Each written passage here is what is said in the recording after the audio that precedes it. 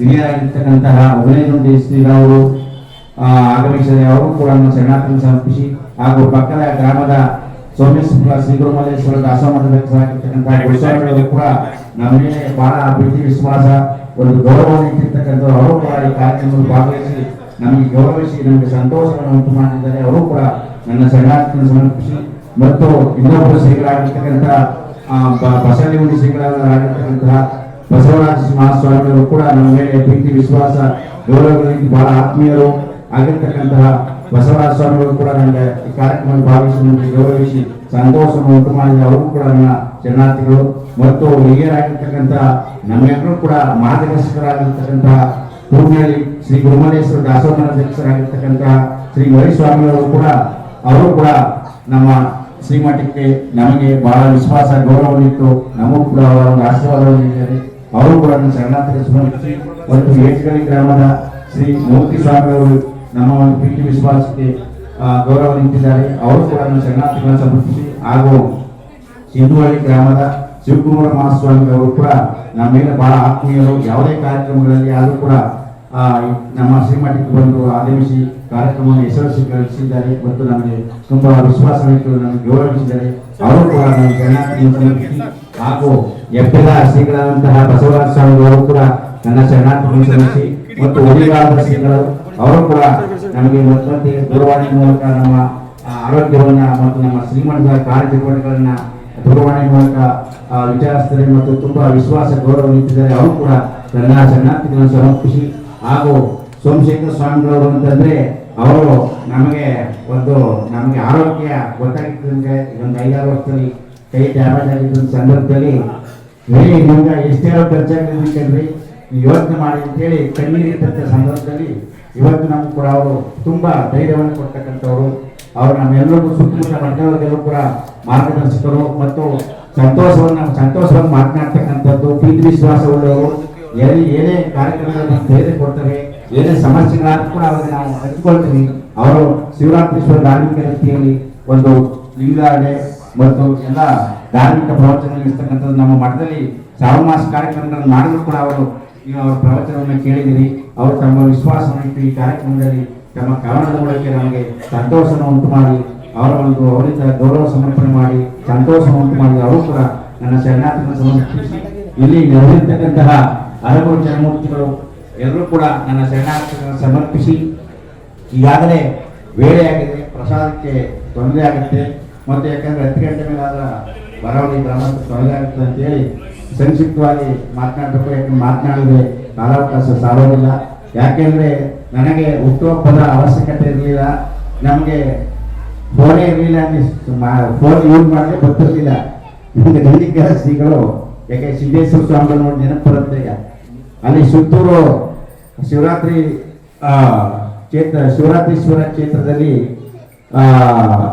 ಸಿದ್ದೇಶ್ವರ ಸ್ವಾಮಿಗಳವರ ಒಂದು ತಿಂಗಳ ಪ್ರವಚನ ಕಾರ್ಯಕ್ರಮವನ್ನು ಏರ್ಪಡಿಸಿದ್ದು. ಆ ಕಾರ್ಯಕ್ರಮದಲ್ಲಿ ನಾವು ಬಸವಲಿಂಗ ಶ್ರೀಗಳು ಮತ್ತು ಸೋಮೇಶ್ವರ ಶ್ರೀಗಳೆಲ್ಲ ಹೋಗ್ತಾ ಇದ್ರು ಕಾರ್ಯಕ್ರಮಕ್ಕೆ. ಆ ಸಂದರ್ಭದಲ್ಲಿ ನಾವು ಫೋನ್ ಉಪಯೋಗಿಸದೆ ಬರ್ತಿರಲಿಲ್ಲ.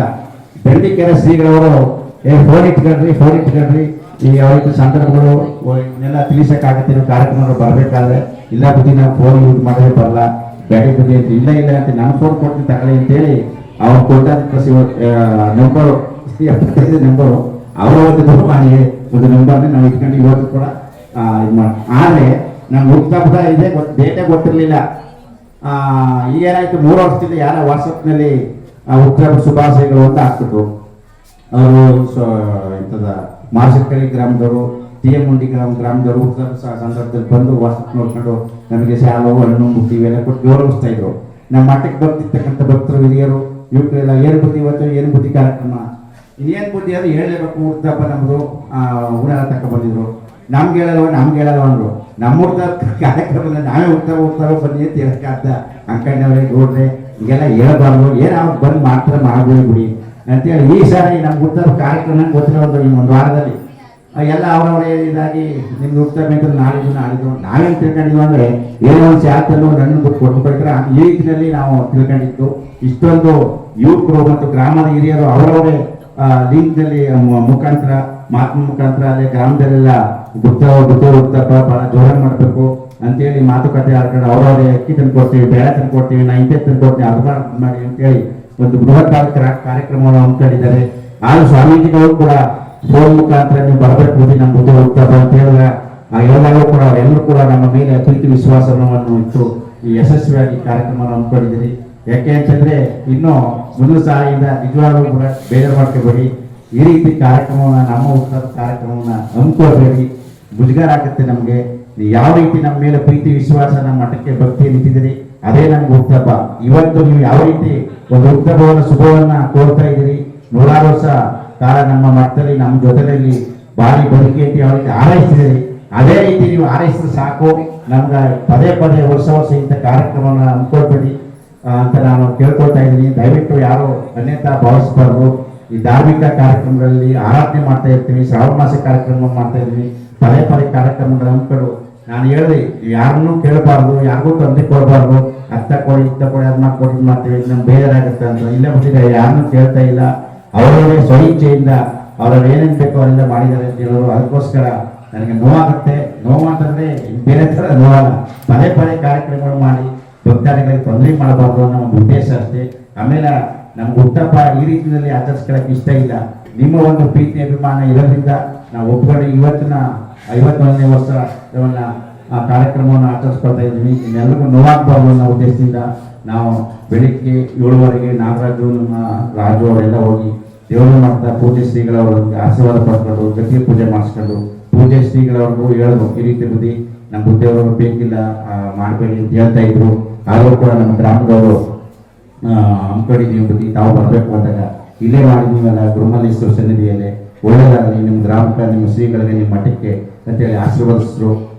ಆಗಲೇ ಅದಕ್ಕೇನಂತೆ ಭಕ್ತರ ಅಪೇಕ್ಷೆ ಇದೆ, ಮಾಡಿಸ್ಕೊ ಒಪ್ಕೊಳ್ಳಿ, ಏನು ತೊಂದರೆ ಇಲ್ಲ, ಒಳ್ಳೇದಾಗಲಿ, ಕಾಯ್ಕೆ ಮಾಡ್ಕೊಳ್ಳಿ, ದಾಸೋಹ ಮಾಡ್ಕೊಳ್ಳಿ ಅಂತ ಹೇಳಿದ್ರು. ಅದೇ ರೀತಿ ಒಂದು ಪೂಜ್ಯ ಶ್ರೀಗಳ ಆಶೀರ್ವಾದದಿಂದ ಈ ಕಾರ್ಯಕ್ರಮ ಯುವಕರು ಮತ್ತು ಗ್ರಾಮದವರು ಸುತ್ತಮುತ್ತ ಎಲ್ಲರೂ ಕೂಡ ನಮ್ಮ ಮೇಲೆ, ನಮ್ಮ ಮಠದ ಮೇಲೆ ಅಭಿಮಾನ, ಪ್ರೀತಿ, ವಿಶ್ವಾಸವನ್ನು ಇಟ್ಟುಕೊಂಡು ಗೌರವಿಸಿದ್ದೀರಿ. ಯಾಕೆ ಅಂತಂದ್ರೆ ಯುವಕರು ನಮ್ಗೆ ಈ ರೀತಿ ಹಬ್ಬ ಮಾಡೋಕ್ಕಿಂತ ಗ್ರಾಮದಲ್ಲಿ ಹಬ್ಬಗಳು ಮತ್ತು ಮಠದ ಆರಾಧನೆಗಳು, ಶ್ರಾವಣ ಮಾಸ ಕಾರ್ಯಕ್ರಮಗಳಲ್ಲಿ ಶ್ರದ್ಧಾ ಭಕ್ತಿಯಿಂದ ಕರೆದಾಗ ಬಂದು ನೀವು ಸೇವೆ ಮಾಡ್ತಕ್ಕಂಥದ್ದು, ಬುದ್ಧಿವಂತಕ್ಕಂಥ ಗೌರವ ಆಗ್ತಕ್ಕಂಥದ್ದು, ನೀವು ಒಳ್ಳೆ ಸಂಸ್ಕಾರವಂತರಾಗ್ತಕ್ಕಂಥದ್ದು, ಯಾವುದೇ ಸಮಸ್ಯೆಗಳನ್ನು ಎದುರಾಗದೆ ಒಳ್ಳೆ ರೀತಿಯಲ್ಲಿ ನೀವು ತಂದೆ ತಾಯಿಗಳಿಗೆ ನಿಮ್ಮ ಮನತನಕ್ಕೆ ಗೌರವವನ್ನು ತೋರಿಸ್ಕೊಂಡು ಅದೇ ನಮ್ಗೆ ಉತ್ಸವ ಮಾಡಿದಾಗ ಅದನ್ನೇ ಈಗೆಲ್ಲ ಹೇಳಿರ್ತಕ್ಕಂಥದ್ದು. ಇಲ್ಲಿರ್ತಕ್ಕಂಥದ್ದು ಯಲ್ಲಾಪುರ ಗ್ರಾಮದವರೆಲ್ಲ ಏನು ಈ ರೀತಿ ಮಾಡ್ತಾ ಇದ್ದಾರಲ್ಲ, ಬಹಳ ವಿಶೇಷವಾಗಿ ಹೇಳಕ್ಕೆ ಕೇಳ್ತಕ್ಕೆ ಏನು ಮಾಡುವ ಸರಿ ಕೇಳ್ತಕ್ಕಂಥ ಸುತ್ತಮುತ್ತ ಗ್ರಾಮದವರೆಲ್ಲ ಕೂಡ ಏನು ನಿಮ್ಮ ಯಲ್ಲಾಪುರದಲ್ಲಿ ಯಾವ ರೀತಿ ಇದೆ, ಬೇರೆ ಬೇರೆ ತರ ಎಲ್ಲ ಇದ್ರೂ ಕೂಡ ಇಷ್ಟೊಂದು ಕಾರ್ಯಕ್ರಮವನ್ನು ಒಗ್ಗಟ್ಟಾಗಿ ವಿಶೇಷವಾಗಿ